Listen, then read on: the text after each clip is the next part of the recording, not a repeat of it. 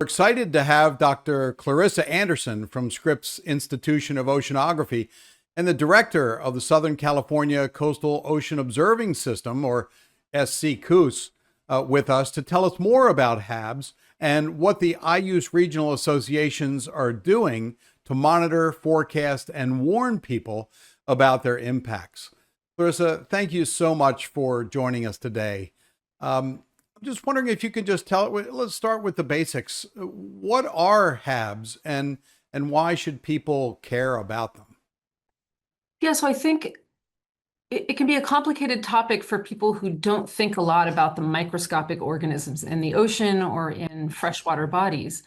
But the reality is, most of the oxygen that we breathe in the atmosphere is coming from these microscopic organisms that act a lot like land plants. They produce chlorophyll, they photosynthesize, they can be really important productive members of marine ecosystems. When we think about fisheries, they're the reason we have these productive fisheries in places like the west coast of the United States. But we do have some species that have this capacity to produce toxins or sometimes just grow out of control and suck down oxygen in the water column.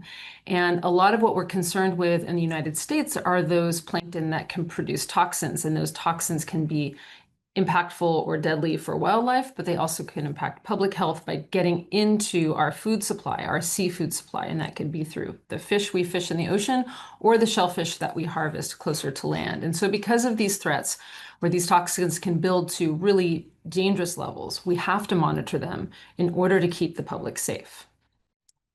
So, how often do HABs occur along the Southern California coast, and what impacts do they have when they do occur there? Interestingly, we see the organisms that can produce toxins in the water much of the year. And this is where the monitoring is really critical. We're not just looking for presence absence. We're really trying to understand the dynamics of these organisms when they grow, when they might start to turn on toxin production, which is not a given. And because of that, it can lead to some tricky things when it comes to prediction. But we do know that seasonally, we're likely to see certain organisms come around as the year progresses, a lot like you might expect to see land plants move from different kinds of blooming species to weeds or the progression of a season. So we know that there's some predictability there, and we're always waiting for that and expecting it.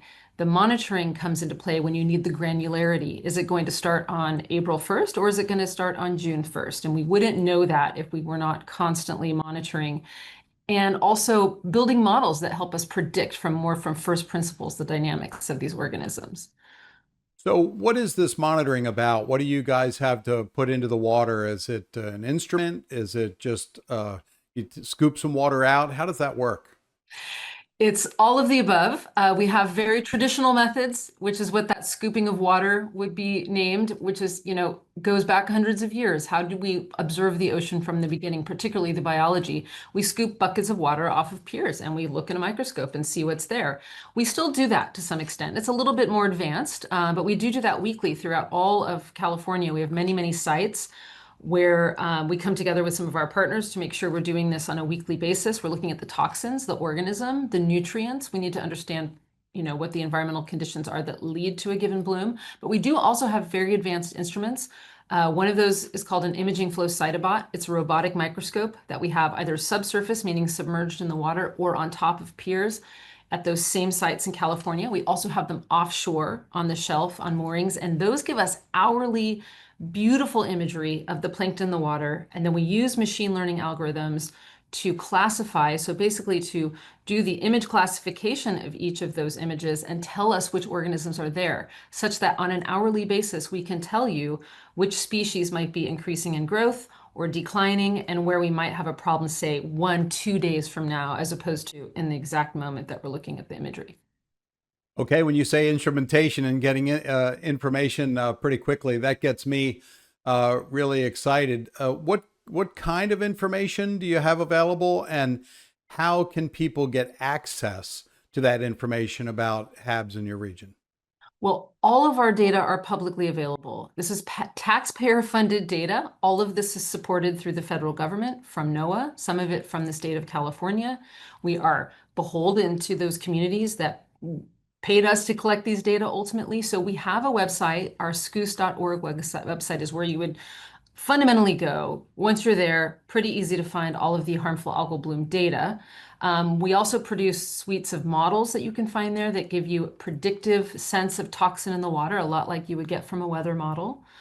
So that's probably the best place. And one thing we do for the public as well is create a monthly bulletin for harmful algal blooms called the California HAB Bulletin, which gives you a nice synthesis put together by a large team of people. And we synthesize scientifically what we think is happening from every perspective. So not just was there toxin in the water, but were shellfish impacted? Were California sea lions impacted? Was this an issue where we had to close a shellfish bed, or was this only an issue where we saw sick animals on the beach, or was it both? And this is where the complex, I think, biological interpretation comes into play when it comes to something as integrative and interesting as harmful algal blooms.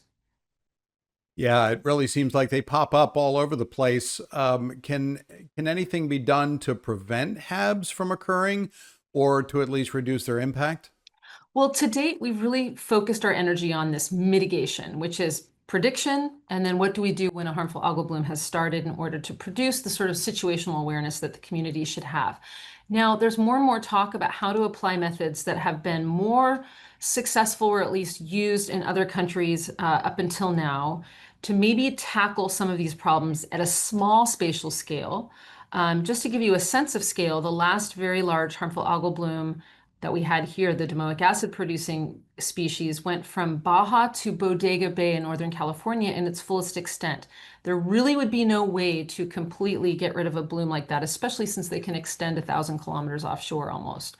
So what I would say there is we might be able to start using some of the methods which can be chemical or physical in nature to tackle blooms in an estuary or a very small embayment. One of these sort of bubbling techniques was just used on a bloom in southern Australia that has been wreaking havoc there for many months to some success. And I think there are times and places for it, but it's really a new science in the United States, in part because it's hard to get permitting to tamper with nature in that way. And it has led to some unintended consequences in other ecosystems.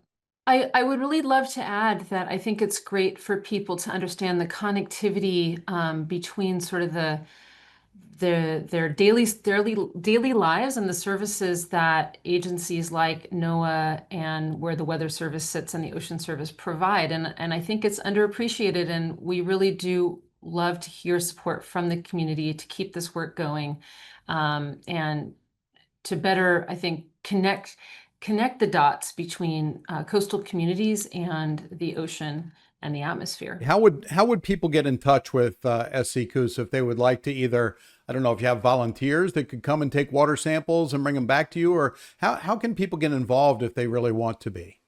Absolutely. We have a website, or at least a handle you can email, info@scoos.org. You can always come to our website and find all of that information too at scoos.org. And we welcome volunteers and we welcome any kind of support we can get from the community. Thank you.